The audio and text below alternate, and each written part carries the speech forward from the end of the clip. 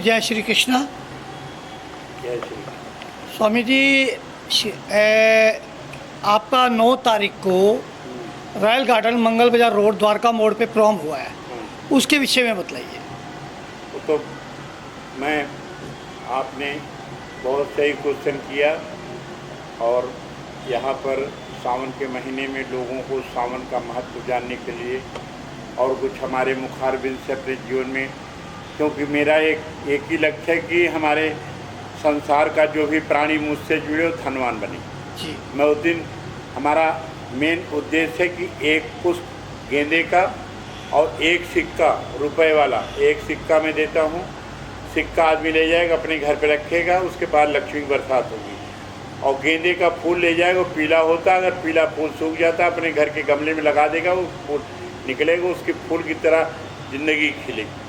और यहाँ पर सावन का महत्व बताने के लिए, लोगों की जन कल्याण के लिए, लोगों की जन समस्याओं के लिए, जो शनि भगवान की पूजा का तरीका क्या होता है, बगलामुखी माता का हवन पूजन कराने से क्या होता है, 10 देवियों की 8वीं देवी माता का पूजन करवाने के लिए हर आदमी तो नहीं करवा सकता, हर पंडित नहीं करा सकता। पूरे विश्व में 15-16 लोग हैं जिसमें मेरा भी नाम आता है। पूरे विश्व के 35 संतों में मेरा विशेष नाम आता है। शनि भगवान के 1010 किताब को मैंने 16 वर्षों में लेखन किया। दाहिने हाथ की डोरी में ब्लड की लाइन में भगवान ने ओम बनाकर मुझे धरती पर भेजा। तो इसलिए मैं जन कल्याण के लिए, समाज कल्याण के लिए, राष्ट्र धर्म के लिए, राष्ट्र हित के लिए, गौ माता को राष्ट्र माता बनाने के लिए और हिंदू राष्ट्र भारत को बनने के लिए मैं हमेशा बीड़ा उठाकर एक पूरे विश्व में कार्यक्रम करता रहता हूँ। वहाँ जाता रहता हूँ, लोगों के बुलाने पर, लोगों के प्यार में वहाँ पहुँच करके प्रभु की कृपा का पात्र बनाने के लिए सावन का महत्व, जो महीना होता है, नवरात्र का महत्व, हर चीज़ का पूरा महत्व बताता हूँ। और महत्व बताने के बाद लोगों के जीवन में खुशियाँ आती है।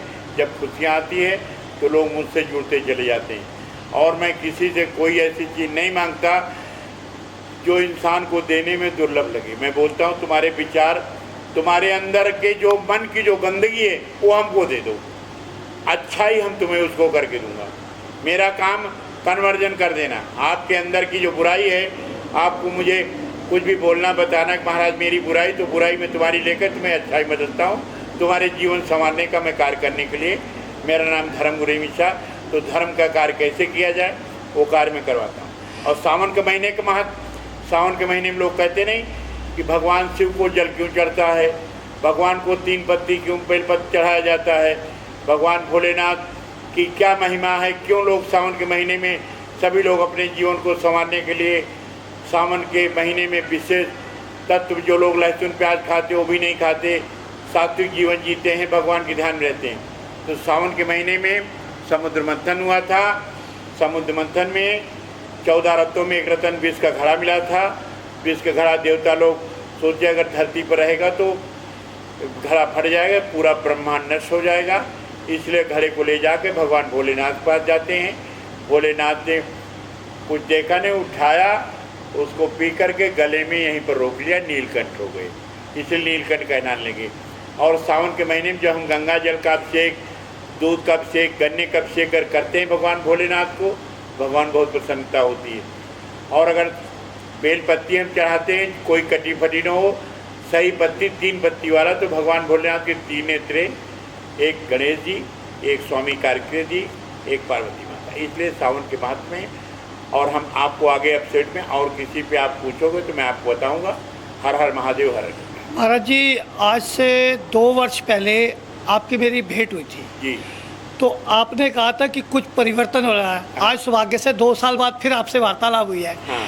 तो जीवन का उद्देश्य कहीं ना कहीं तो परिवर्तन हुआ होगा, तो आज आपसे वार्तालाप हुई है। हाँ, बिल्कुल आपने बहुत सही कहा। 2 साल पहले बगलामुखी माता का मंदिर कंजावाला में जो बना था, उसका मैंने ईंट पूजन 7 दिन तक किया था। विजयगढ़ का वहाँ मंदिर था जी। उस मंदिर पर मैं गया था, वहाँ पूजन वूजन करा के फिर आपने वहाँ हमारा इंटरव्यू लिया था, मुझे अच्छी तरह याद है।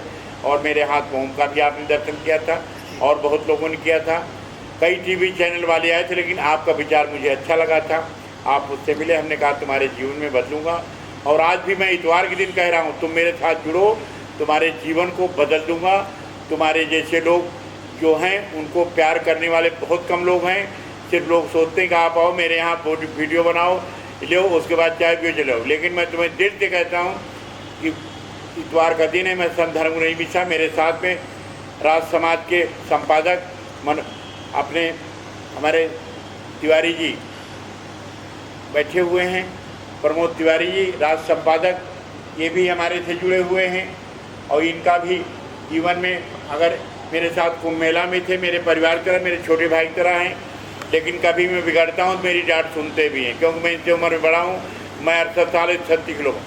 और बगल में हमारे उत्तराखंड के आचार्य जी आनंद आचार्य जी का, जो ये बहुत अच्छे विद्वान हैं, ज्योतिष के बहुत बड़े, सारी जिंदगी कुंडली देख लेते हैं।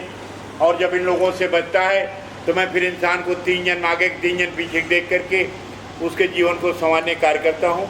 हम लोग एक ही लक्ष्य है कि धरती पर आए हैं, मानव को रूप पाए हैं, मानव के कल्याण के लिए, जनहित के लिए, राज समाज के लिए, देश हित के लिए, गौ माता की रक्षा के लिए हमेशा तन मन धन से हम लोग निरंतर कार्य करते रहेंगे आजीवन, जब तक सांसें हैं। हर हर महादेव, हर हर महादेव, हर महादेव। महाराज जी, आने वाली जनरेशन जो है वो भटकती जा रही है, नशों में, सनातन धर्म से जो है परिवर्तन हो रहा है, उनके लिए क्या संदेश देना चाहिए? उनके लिए संदेश है कि जब जा पर कृपा राम की हुई, ता पर कृपा करे सब कोई।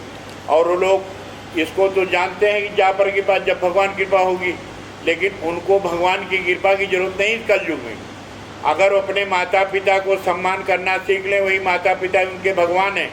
लोग कहते हैं जैन जैसन वाले, कभी मलेशिया में एक लड़का पूछा, क्या महाराज आपको यहाँ बोल रहे हैं, आपके हाथ में ओम बना है, आप इतने बड़े संत हैं, क्या आपने भगवान को देखा है?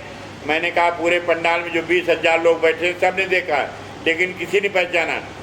लेकिन फिर मैंने उनको कहा त्वमेव माता च पिता त्वमेव, यानी भगवान ने कहा कि तुम ही माता हो भगवान, तुम ही मेरे पिता हो। इसलिए जो माता पिता खून से बने वही मेरे भगवान है। जिस घर में जिसके माता पिता खुश रहेंगे, हंसते रहेंगे, उसका जीवन संवरता रहेगा। जिसके माँ बाप अपने पुत्र और औलाद से दुखी रहेंगे, वो जीवन में कभी कुछ नहीं कर पाएगा। इसलिए नई जनरेशन वालों सभी बोलूँगा, अपने माता पिता को भगवान के रूप में, मंदिर के रूप में, किसी मंदिर किसी मस्जिद जाने की जरूरत नहीं है। उनके भगवान, उनके अल्लाह ईश्वर भगवान सिर्फ माता पिता है। माता पिता को हंसता देखो, तुम्हारा जीवन संवर जाएगा। जय श्री कृष्ण।